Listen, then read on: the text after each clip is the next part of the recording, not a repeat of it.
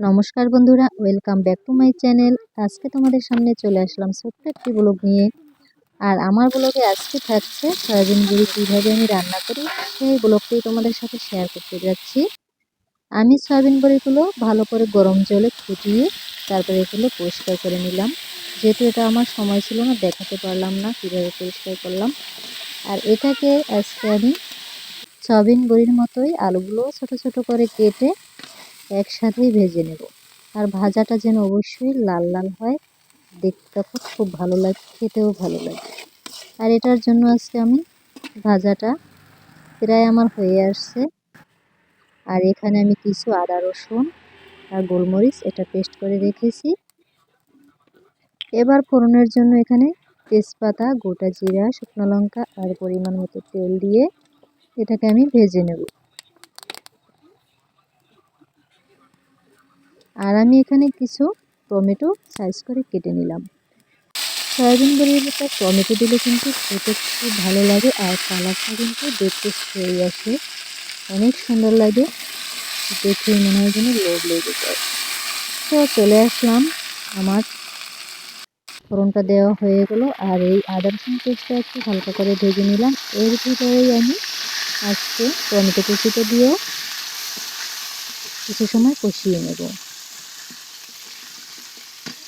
বন্ধুরা, আমার কষানোটা হয়ে গেছে। এর ভিতরে অল্প পরিমাণ জল দিয়ে এটাকে আবারও কষিয়ে নেব। এইভাবে রান্না করলে আসলে সয়াবিন বড়ি খেতে খুবই ভালো লাগে। দেখো তেল ছেড়ে দিয়েছে। এটার ভিতরে আমি দিয়ে দেবো পরিমাণ মতো হলুদের গুঁড়া, মরিচের গুঁড়া, যার যার পরিমাণ অনুযায়ী দিয়ে দেবেন। এটা দিয়ে আমি ভালো করে কষিয়ে নেব, তেল ছাড়া অবধি অপেক্ষা করব আমি। তেলটা ছেড়ে দিয়েছে বন্ধুরা। এবার ভাজা সয়াবিন বড়িগুলো আর আলুগুলো একসাথে আমি এটার ভিতরে দিয়ে আবার নাড়াচাড়া করব। এবার সবগুলো সয়াবিন বড়ি এভাবে নাড়াচাড়া করে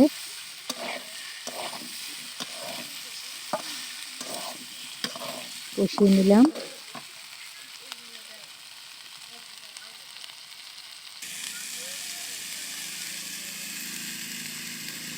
এবার আমি ফুটন্ত গরম পানি দিয়ে দেব, আর দিয়ে দেব পরিমাণ মতো লবণ, যার যার স্বাদ অনুযায়ী দিয়ে দিবেন। আর দিয়ে দেব আস্ত কাঁচা লঙ্কা, দিয়ে দিলাম দারুচিনি আর 3-4টা লবঙ্গ। অল্প পরিমাণে গরম মশলা দিয়ে দিলাম,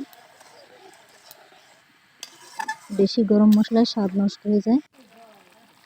এবার দিয়ে দিলাম বন্ধুরা ধনিয়া পাতা কুচি আর ধনিয়া গুঁড়ো। এটা দিয়ে ভালো করে নেড়ে চেড়ে এটাকে রান্না করব। তোমরা কে কে এইভাবে সয়াবিন বড়ি রান্না করো অবশ্যই কিন্তু কমেন্টে জানিও। আর আমার এই ছোট্ট ব্লগটি কেমন লাগলো অবশ্যই কিন্তু কমেন্টে জানিও। বন্ধুরা, দিয়ে দিলাম সামান্য চিনি, এতে কিন্তু স্বাদটা আরও বাড়িয়ে তোলে।